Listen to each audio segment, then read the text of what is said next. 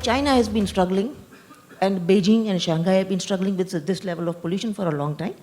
Those, because these are climate change related, there is good news and bad news. The bad news is, first, that it's difficult to come up with, because these are mega problems, right? These are intercity programs, these are intercity problems. So you have pollution, when you say Delhi pollution, it is sitting on 2-3 states. The solution to that is not that easy. The good news, though, is that I had mentioned on my Twitter, on my tweet today, is that this year, I'm discovering that private wealth is $70 trillion being managed in the West. 70 trillion of private wealth, people like you and me who are managing, giving JP Morgan and Merrill Lynch and all, our funds to manage it. 70 trillion. So I think by some law or some UN resolution that's been going on, 1.23 trillion is coming free. And I think India is absolutely in the front line.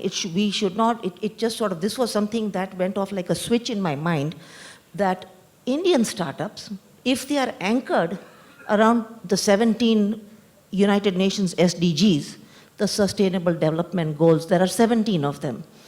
If your startup falls in any of those buckets, you have an opportunity to avail of those funds, and you should be applying for those.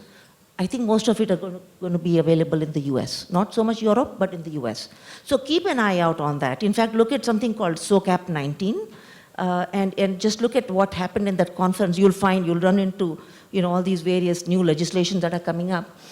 And so Nayantara, I don't know if that answers your question, but there is huge amounts of funding that's coming free for climate change around UN SDGs. This is the future impact funding. I know I'm talking to one of the best venture capitalists that we have on the planet, but is that the future? That is the future. Because what's happening is that, increasingly, in fact, this conversation about the 70 trillion was that, how is it that it's just being managed by white men? Not even white women. So this question which has been raging around in the in the US circles, is that what would that financing industry look like if it had few white women also, if it had few brown people also, and it had few black people? What would that funding scenario look like? Would it mean that there'll be more diversification even on funding, right?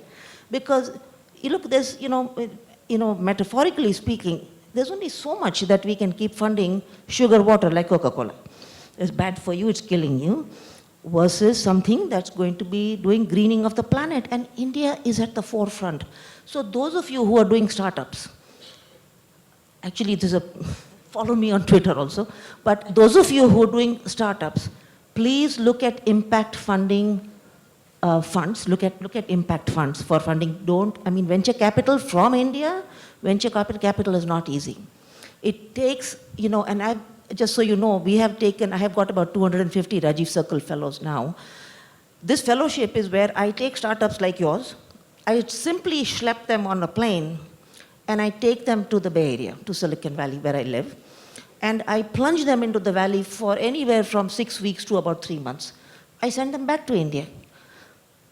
After that, none of these startups need me to help them. They're so inventive, they're so enterprising and resourceful that they come to the US, they create their own network, and they are on a roll. So I strongly recommend that those of you who can make it, you must start getting more and more familiar with the impact fund, that milieu rather than just venture capital, because there's huge funding coming available, in fact, as we speak right now.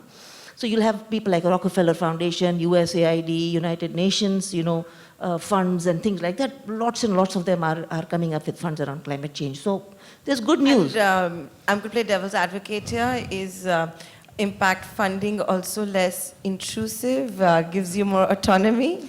Actually, well, to be honest, the venture capital world is much more, I would say, first of all, venture capital world works in a time frame of 10 years. So you have, so if I fund a company, I want to see my money back in 20x in 10 years. Impact funds typically have a timeline of about 20, 25 years. So there are 2-3 reasons this is happening. One is that there isn't enough of sort of venture expertise in the, in the impact world. So people have been, over the last, I would say, 20 years, I think the impact, sort of the ecosystem in the West, which has spent trillions already, has not seen the pedal move. They have not seen a dent in climate change. And so those guys are beginning to get very nervous, and they are saying, look, what are we doing wrong here?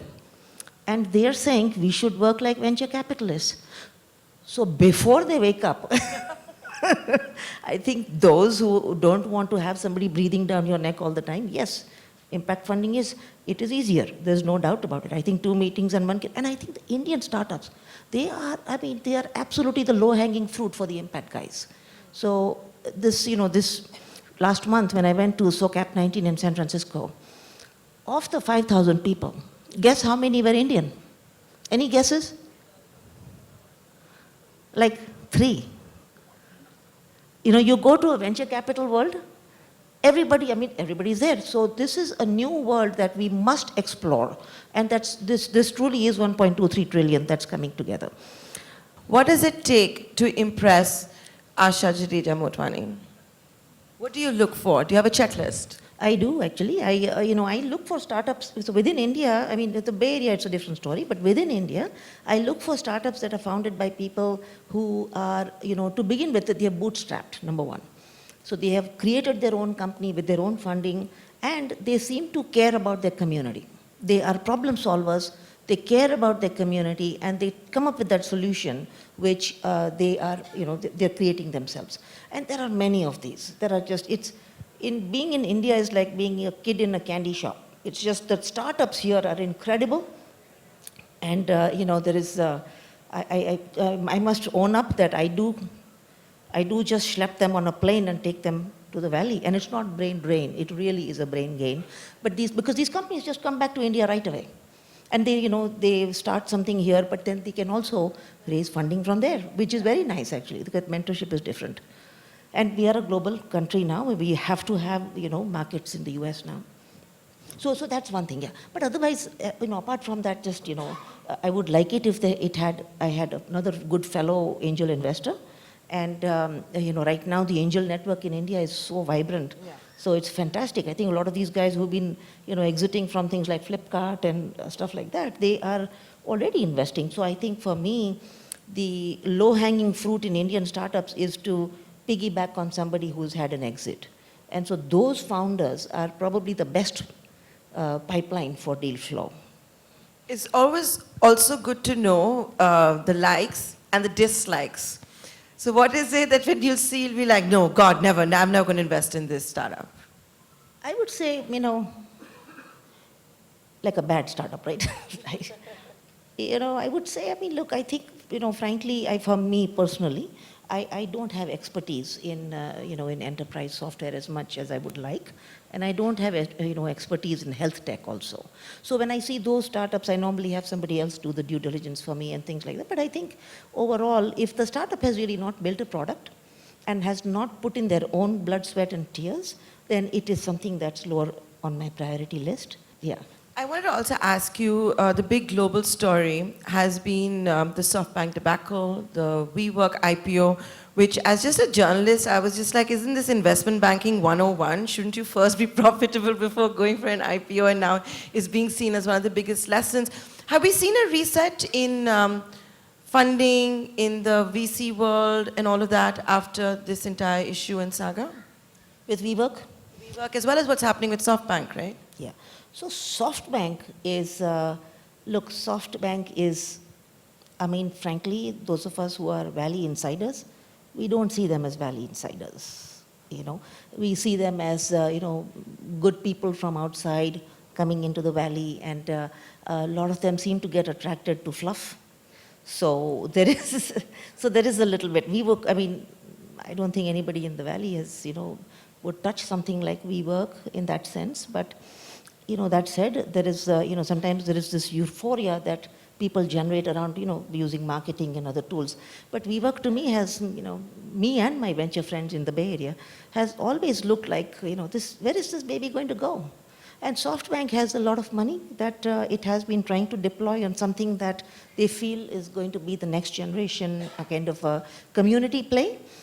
So I think they are seeing it more as a community play, but then that is not a venture model then. That's not, it's much more of a private equity model, and frankly, I don't know what SoftBank is doing, but, it's a disaster.